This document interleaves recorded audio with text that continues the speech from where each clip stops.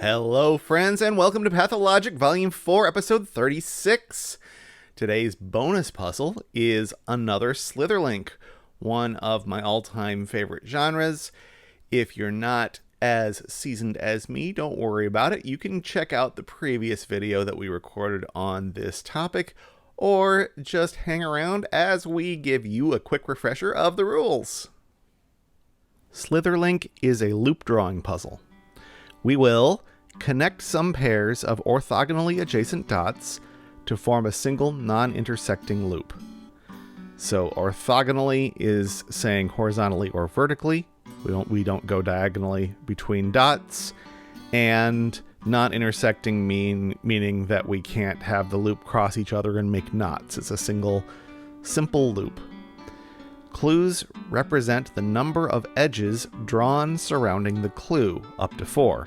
So this 0 is telling us that none of the 4 potential edges here are drawn in the answer, while the 3 shows that there are 3 such edges drawn and 1 is not an edge. That's all the rules there are to Slitherlink, so it's time to solve a puzzle. Today's Slitherlink was set by Jovial.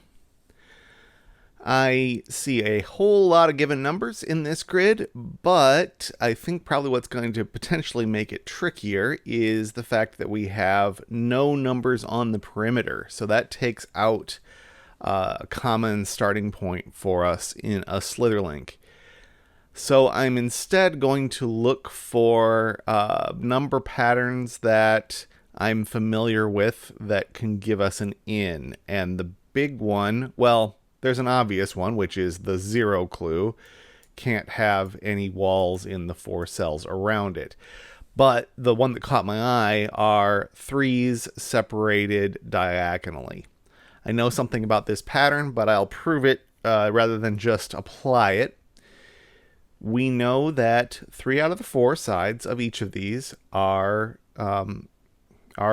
edges. If these two were both edges around this 3, then this clue would be broken, because this turn right here means that neither of these can be edges, or else we'd have an intersection, which is not allowed by the rules, and we don't have 3 left to satisfy this 3 clue. So these cannot both be edges, and the conclusion is that one of them, exactly one of them, is not an edge, and the other 3 have to be edges, which means these 2 are edges. And by symmetry, we can make the exact same argument flipped 180 degrees on this cell to show that these 2 cells are definitely edges. These 2 edges of the cell are definitely part of the loop, I guess is the best way to say that. And what's more, we have another pair of 3s that have exactly the same relationship, so we can make the same conclusion. With this one, the 2 outside edges are part of the loop, and with this one, the 2 outside edges, this one and this one that we already filled in. And that means this is not part of the loop, and we can now see that these 2 have the 1 edge that they're allowed, which means that these 2 cells must not be part of the loop, which forces this through here and that through there, and forces this to turn south, to not give this a second edge, and this to turn north to not give this a second edge. This will then turn like so. This one is done. And that is it for that easy stuff. So now the question on my mind is whether I can determine whether this line turns west or east here. If it turns east, then this whole area is going to end up outside the grid. If it turns west, it all has to be inside the grid, and we're going to have to keep moving that way. The reason I'm eager to see if I could prove that is I really like solving a Slitherlink as a coloring puzzle, but that's difficult to do when I don't know any cells concretely, whether they're inside or outside the grid.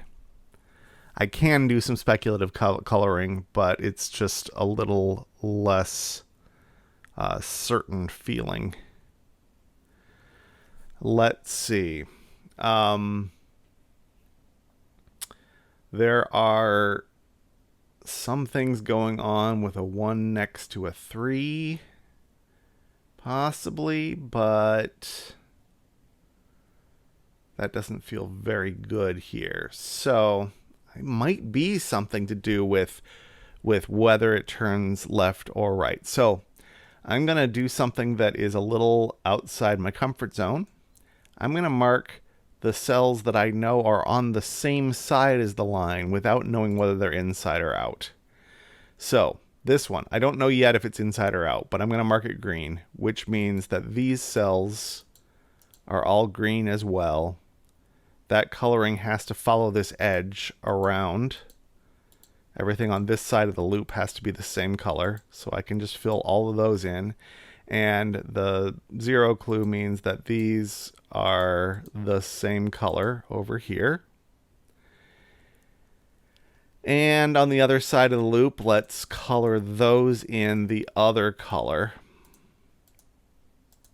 Okay, that has already proven a bit fruitful for me because it has illuminated the fact that I could have done by marking all of these edges, that it has quickly shown me this 2 clue that this line has to be filled in. I could have gotten that without the coloring, but the coloring just makes everything easier for me to see.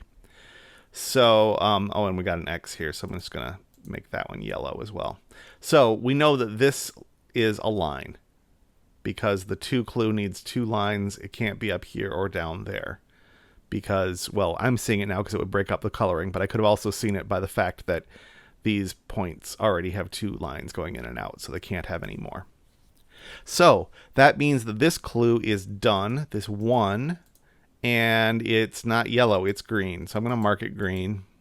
Again, still not knowing concretely whether green means inside or if it means outside. The 3 clue can't have a wall here, so it does have these 3. And therefore these are all yellow on this side, which forces walls. And that's going to tell us for sure that green is not inside, because if green were inside, this would have to turn left here and we would have separated greens. So green is actually outside, which is the reverse of how I would normally color that, but that's fine. So I can mark all of these cells because yellow is now the inside color. Yellow is inside all the way around here. We can mark this one yellow because it's to follow that wall around. That gives this 2 clue its 2 walls, which have to be separating it from green. And this 2 needs another line. So this has got to go down like that. The 2 needs another line, which makes this one yellow. We have 2 clue here. So this line can't go over here, go across here, because it would make this yellow region separate from this yellow region, which cannot be. Yellow is on the inside. So yellow's got to escape down this direction, forcing a wall here. We've got the 2 we can get for this one, forcing green here. Could this wall go down? That would be both the ones this need and the one this needs. But the problem is this red line. This red line comes into this cell and must escape. It's got to go either west or south. That's going to be the one edge this one is allowed. So these two are not edges, which means the yellow goes in here and down here. So the line does go that way. The 3 tells us that this goes around here. And these are all green. And the wall has to go down here. This 2 needs a second edge, which is going to be right there. That's going to make this green. The yellow can't get over here at all, so these are all green, just for completeness. And this line will come up here, and that is how we solve a Slitherlink.